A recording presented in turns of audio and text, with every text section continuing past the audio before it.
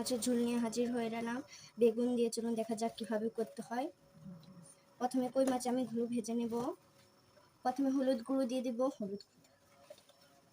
হলুদ গুঁড়ো দিয়ে দিব। এবার লবণ দিয়ে দিব। এবার মাখিয়ে নেব। তেল দিয়ে দিয়েছি। এবার মাছগুলো আমি দিয়ে দিব। মিক্স করে রেখেছিলাম তো ওগুলো একটা একটা করে দিয়ে দিব।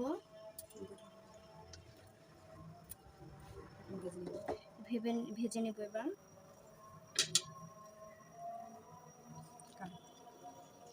রেডি হয়েছে। এবার আমি নামিয়ে নিব।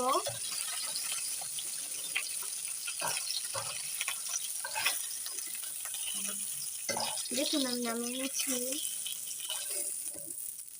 নামানো হয়ে গিয়েছে। এখন দিয়ে দেব তেল। সাদা তেল দিয়ে দিয়েছি। এবার আমি জিরা দিয়ে দিব।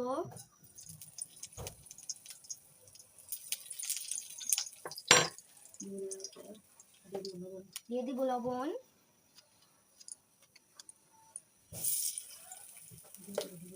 দিয়ে দিব হলুদ গুঁড়ো। দিয়ে দিব মরিচ গুঁড়ো। দিয়ে দিব সামান্য পরিমাণ পানি।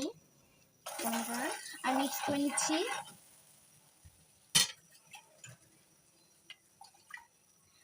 হাফের মতন পানি দিয়ে দিব।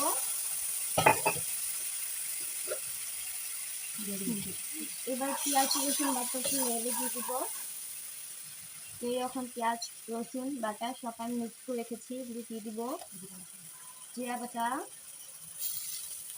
এবার মিক্স করে নেব।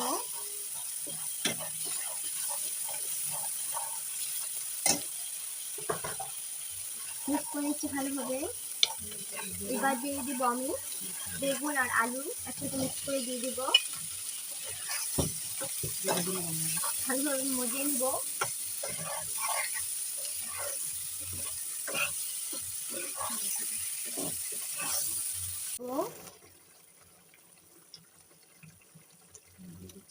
মাছ দিয়ে দিচ্ছি। ঢাকনা দিয়ে রেখে দেব। ঢেকে টুক দিয়ে দিব। টমেটো দিয়ে ঢাকনা আবার লাগিয়ে দিব।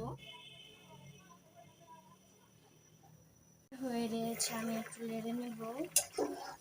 আমি একটু পর নামিয়ে নেব। এবার ঢাকনা দিয়ে রেখে দেব। হয়ে গিয়েছে দেখতে পাচ্ছেন। এবার আমি নামিয়ে নেব। আমি নামিয়ে নিয়েছি। এটা অবশ্যই বাসায় একবার ট্রাই করে দেখবেন, অসাধারণ লাগবে খেতে। আমার ভিডিওটি ভালো লাগলে লাইক কমেন্ট শেয়ার সাবস্ক্রাইব করে দিবেন অবশ্যই। টাটা, আল্লাহ হাফেজ।